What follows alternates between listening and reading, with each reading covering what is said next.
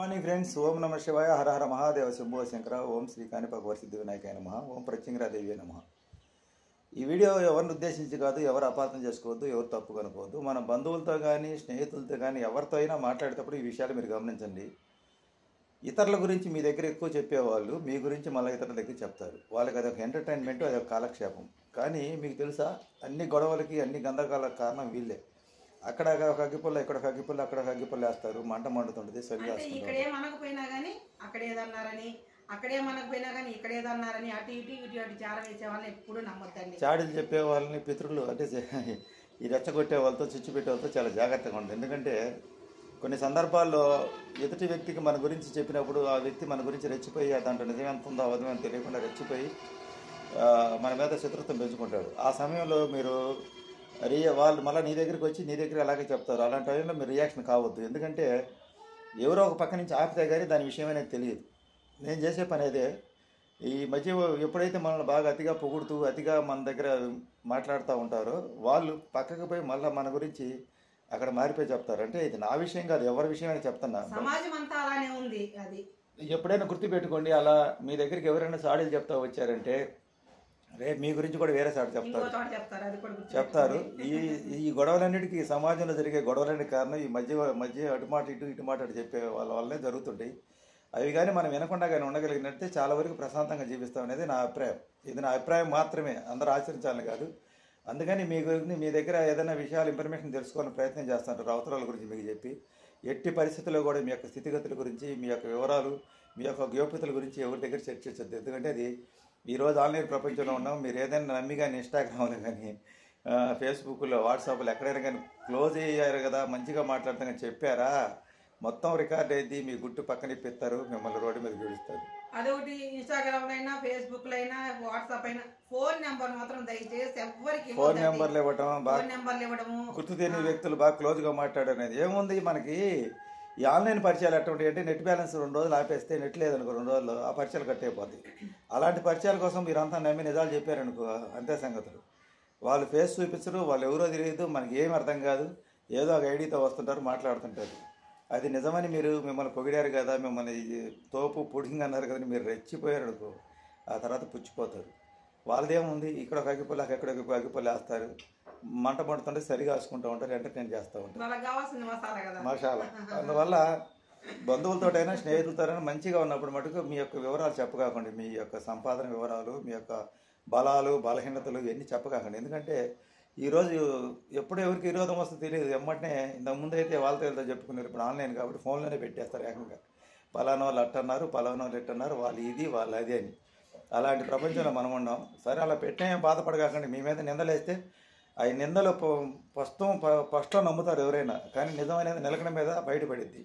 వాటికే భయపడి ఆందోళన పడి ఆత్మహత్యలు చేసుకోవటం, భయపడిపోవటం ఇవన్నీ చేయొద్దు. మొన్న ఈ మధ్య నేను ఊర్లోకి పోతే నలుగురు 5 అడిగారు మిమ్మల్ని ఎవరెవరో తిడుతున్నారని. తిట్టుకొని ఇక్కడ ఊర్లో కూడా నాకు పని ఇచ్చేవాళ్ళు, నేనంటే నచ్చిన వాళ్ళు కొంతమంది పొగుడతారు, నచ్చిన వాళ్ళు తిడతా ఉంటారు. అవన్నీ మన వెనక జరుగుతున్న విషయాలు మనం పట్టించుకుంటే కదా గొడవలు జరిగేది. ఎంతోమంది ఆన్లైన్ ప్రపంచంలోకి వచ్చిన తర్వాత యూట్యూబ్, ఇన్స్టాగ్రాము, సినిమాలు, సీరియల్స్ అని వచ్చిన తర్వాత ఇప్పుడున్న ప్రపంచంలో నువ్వు ఏం చేయకుండా సైలెంట్గా ఉన్నా కూడా మౌనంగా ఉంటే చేతగాని వాడు అంటాడు, మాట్లాడితే పలవ అంటారు, యాక్టివ్గా ఉంటే ఈడికేమని అంటారు, బాగా సంపాదించుకుంటే మోసం చేశాడంటారు, సంపాదన లేకపోతే చేతగానివాడు అంటారు. కొంచెం అంటే మనం యూట్యూబ్ లో మాట్లాడే విధానాన్ని బట్టి మీరు బాగా నటిస్తున్నారు, యాక్టింగ్ బాగా చేస్తారు. సరే, నటన మనిషి పుట్టిన ప్రతి ఒక్క మనిషి చచ్చిపోయేదాకా నటించాలి. నటించకపోతే బతకలేము. ఇక్కడ ఇది నటన అనేది సినిమాలో కదా, రియల్ లైఫ్లో కూడా నటిస్తేనే బాగా బతుకుతాం. అంతవరకు 100% గ్యారంటీ. నాకు చేతగాకే నేను దెబ్బతిన్నా, కానీ నుంచి నటించాలని ప్రయత్నం చేస్తున్నా, నటిస్తా కూడా. రాబోయే రోజులు తప్పదు. బతకాలంటే నటించాలి కదా, బతకాలంటే నటించాలి. నటించడం నేర్చుకోకపోతే ఇట్నే ఉంటాం. నిజాయితీగా మంచితనంగా ఉండే వాళ్ళకి నిందలు ఎక్కువగా ఉంటుందండి. ఉన్నదన్నట్టు చెప్పకండి, లేనిది ఉన్నట్టు చెప్పండి, మిమ్మల్ని అందరూ పొగుడతారు. ఉన్నదన్నట్టు చెప్పారంటే మటుకు మీరు పనికిరానట్టు, చేతకనట్టు, లేనిది ఉన్నట్టు చెప్పండి. అలా చెప్పుకున్నప్పుడే మనం సంతోషంగా ఉంటాం. ఎందుకంటే ఎవరికి ఏం పెట్టరు కదా, పెట్టరు కాబట్టి మనం ఏమైనా చెప్పుకోవచ్చు. ఆన్లైన్లో ఆస్తులు, కోట్ల ఆస్తులు నేను చెప్పుకోవచ్చు, కూటికి లేనివాడైనా చెప్పుకోవచ్చు, ఉన్నోడేమో లేనివాడిలాగా నటిస్తుంటాడు. ఈ 2 రకాల జీవితమే నటన లేకపోతే జీవితం ఉండదండి. కానీ ఎవరో మెప్పు పొందాలనుకొని మనం ప్రయత్నం చేయకూడదు. మనం తృప్తి పడాలి, మనం ఆనందంగా ఉండడానికి ప్రయత్నం చేయాలి.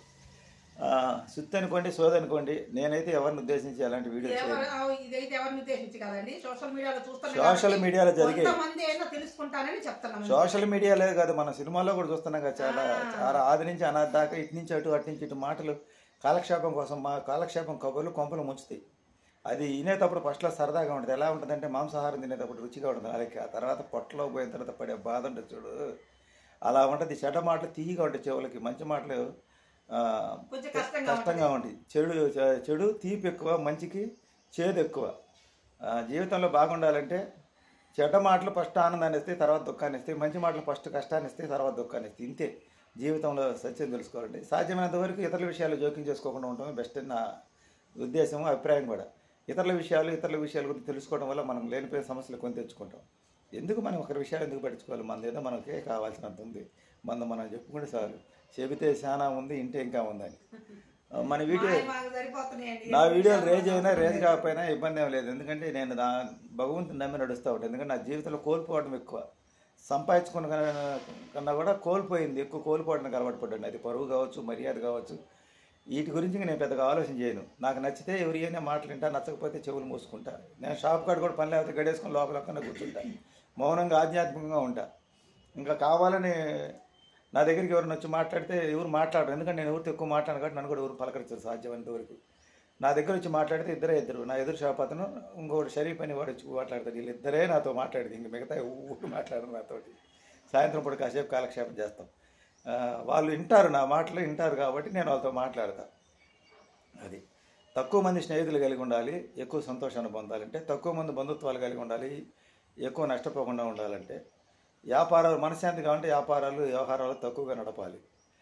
నీకు ఆనందాన్ని ఇచ్చే ప్రతి ఒక్కటి దుఃఖాన్ని ఇస్తుంది. అది స్త్రీ కావచ్చు, సంపాదన కావచ్చు, ఇంకా ఏదైనా నీ కోరికలు ఏదైనా సరే, నువ్వు ఏది కోరుకున్నా సరే దాంట్లో నుంచి దుఃఖాన్నే పొందుతావు లాస్ట్కి ఫైనల్గా.